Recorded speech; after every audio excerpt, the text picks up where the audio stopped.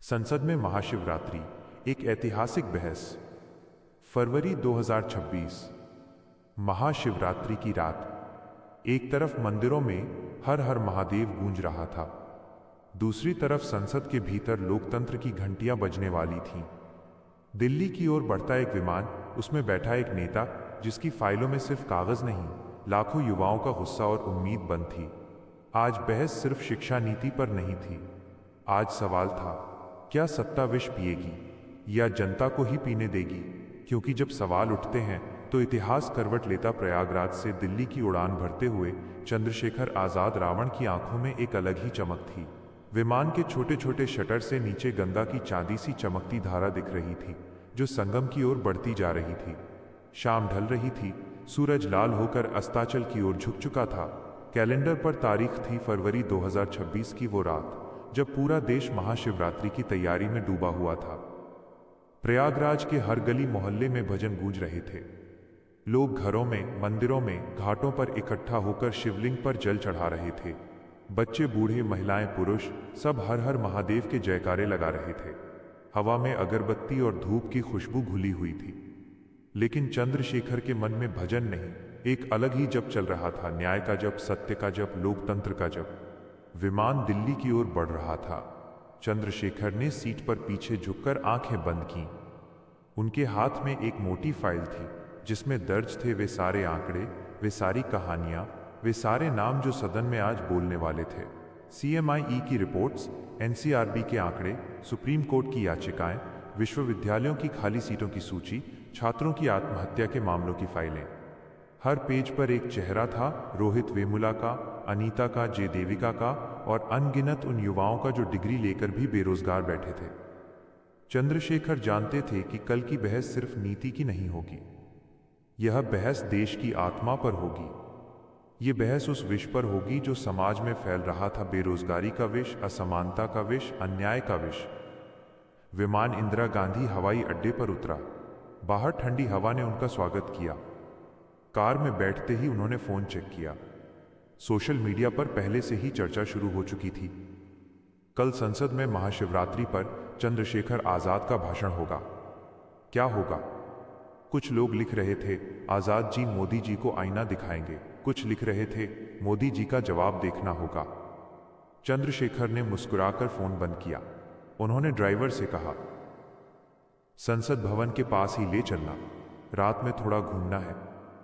रात गहरी हो चुकी थी। दिल्ली की सड़कों पर महाशिवरात्रि का जश्न था। मंदिरों के बाहर भीड़ लगी थी। लोग व्रत तोड़ने की तैयारी कर रहे थे। चंद्रशेखर कार से उतरे और संसद भवन के बाहर खड़े हो गए। दूर से ही नई इमारत की चमक दिख रही थी। उन्होंने गहरी सांस ली। कल यहीं, इसी इमारत के अंदर लोकतंत्र की एक और परीक्षा होने वाली थी। सुबह हुई। संसद भवन के गलियारों में हलचल थी। सांसद एक दूसरे से बात कर रहे थे। विपक्षी दल के नेता आपस में रणनीति बना रहे थे।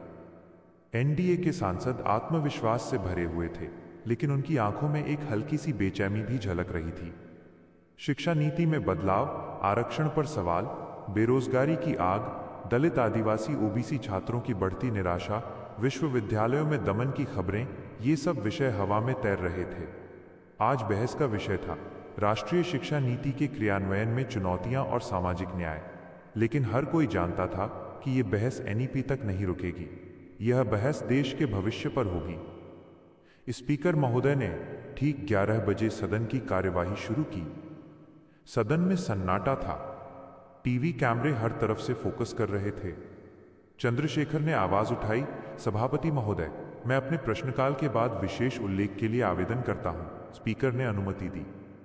चंद्रशेखर अपनी सीट से उठे। काले कोट में, नीली पगड़ी बांधे, हाथ में मोटी फाइल। उनके कदम मजबूत थे। सदन में जैसे सांसें थम गईं। बाहर मंदिरों में घंटियां बज रही थीं। उन्होंने माइक के पास जाकर बोलना शुरू किया। माननीय सभापति महोदय, आज महाशिवरात्रि है, वो पावन दिन जब हम भगवान शिव की आराधना करते हैं। शिव ने समुद्र मंथन के समय निकले हलाहल विष को अपने कंठ में धारण कर लिया था, ताकि सृष्टि बच सके। शिव संहारक भी हैं और सृजनकर्ता भी। आज मैं उसी शिव के नाम पर बोल रहा हूं, क्योंकि आज समाज में विष फैल रहा है, बेरोजगारी का विष, असमानता का विष, अन्याय का विष। सवाल यह है, क्या ये सरकार उस विष को कंठ में लेने को तैयार है या वो विष को और फैला रही है? सदन में हलचल मच गई। विपक्ष की बेंचों से सही कहा कि आवाजें आईं। कुछ एनडीए सांसदों ने मेज थपथपाई विरोध में। प्रधानमंत्री नरेंद्र मोदी अपनी सीट पर बैठे थे, सफेद कुर्ता पायजामा में, हल्की मुस्कान के साथ। उन्होंने धीरे से माइक अपनी ओर खींचा। सदन फिर शांत हो गया। सभापति महोदय, मैं भी महाशिवरात्रि की शुभकामनाएं देना चाहता हूं। शिव हमें संयम, त्याग और सेवा का संदेश देते हैं। हमारी सरकार सबका साथ, सबका विकास, सबका विश्वास के मंत्र पर चल रही है। हमने पिछले 10 वर्षों में गरीबों के लिए आवास दिए, शौचालय बनवाए, जन धन खाते खोले, उज्ज्वला योजना से लाखों को मुफ्त गैस सिलेंडर दिए। डिजिटल इंडिया ने गांव-गांव तक इंटरनेट पहुंचाया। आज भारत विश्व गुरु बनने की ओर अग्रसर है। चंद्रशेखर ने बीच में टोका, प्रधानमंत्री जी, विश्व गुरु बनने से पहले देश के युवा को रोजगार तो दीजिए। डिग्रियां उनके पास हैं लेकिन नौकरियां नहीं। मोदी ने मुस्कुराते हुए कहा, हम युवाओं के लिए स्किल इंडिया, स्टार्टअप इंडिया लाए। लाखों युवा स्वरोजगार की ओर बढ़ रहे हैं। चंद्रशेखर ने फाइल खोली। ये आंकड़े आपके ही मंत्रालय के हैं प्रधानमंत्री जी। CMIE के अनुसार बेरोजगारी दर 8.5% से ऊपर है। ग्रेजुएट बेरोजगारी 42% के आसपास। विश्वविद्यालयों में फैकल्टी की 40% सीटें खाली हैं। NEP के नाम पर प्राइवेट यूनिवर्सिटीज को बढ़ावा दिया जा रहा है, लेकिन गरीब बच्चे कहां पढ़ेंगे? आरक्षण को लेकर सुप्रीम कोर्ट में याचिकाएं दाखिल हो रही हैं। क्या ये सबका साथ है? सदन में शोर बढ़ गया। कांग्रेस, सपा, आप, TMC के सांसद खड़े होकर नारे लगा रहे थे, शेम शेम, आरक्षण बचाओ। मोदी ने आगे झुककर कहा, हम भावनाओं में नहीं बहते, हम आंकड़ों पर चलते हैं। हमने EWS आरक्षण दिया, OBC लिस्ट में कई जातियों को शामिल किया। हम सबको साथ लेकर चल रहे हैं। चंद्रशेखर की आवाज और तेज हो गई, EWS आरक्षण तो अच्छा है, लेकिन क्या गरीब सवर्ण बच्चे को फायदा हो रहा है? दलित आदिवासी बच्चों को अभी भी स्कॉलरशिप में कटौती हो रही है।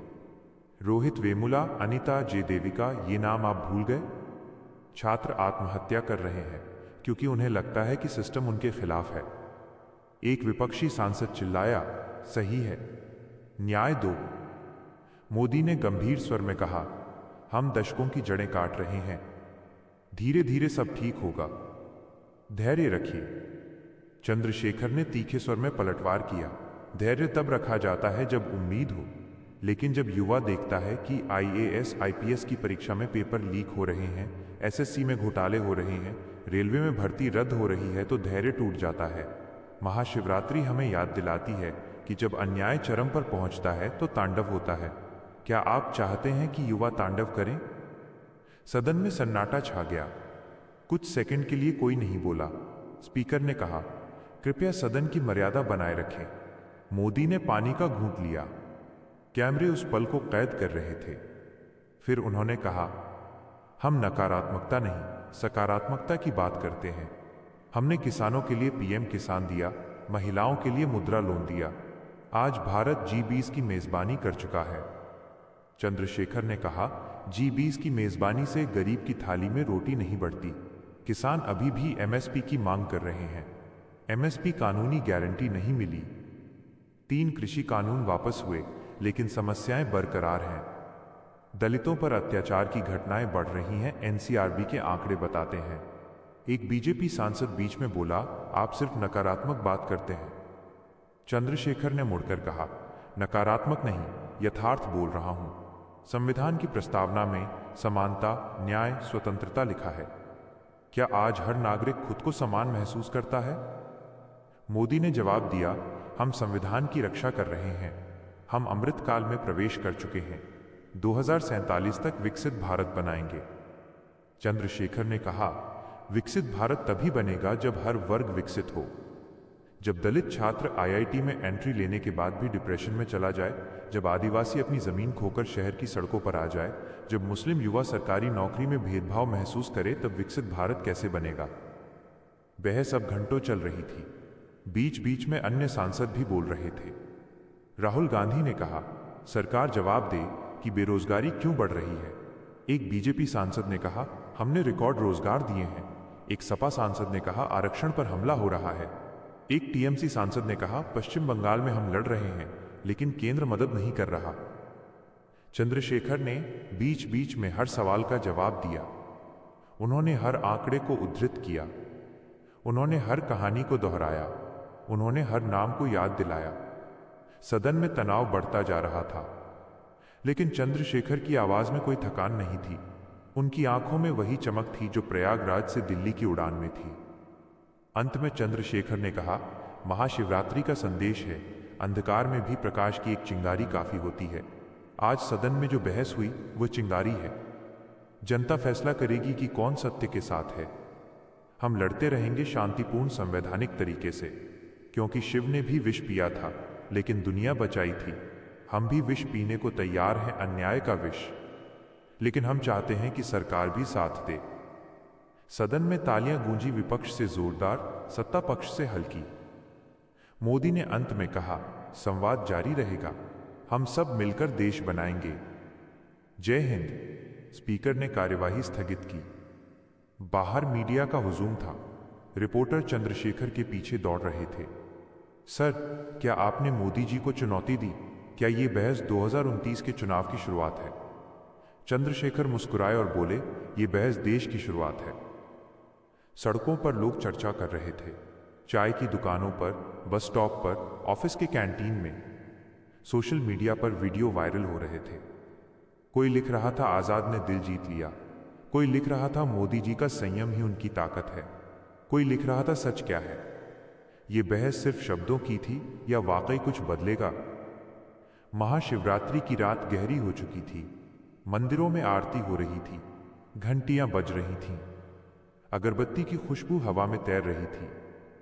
संसद भवन के बाहर स्ट्रीट लाइट्स जल रही थीं, और कहीं दूर प्रयागराज की एक गली में एक युवा बेरोजगार लड़का टीवी देखकर सोच रहा था, शायद कल कुछ बदलेगा, शायद मेरी डिग्री काम आएगी, शायद मेरे सपने पूरे होंगे।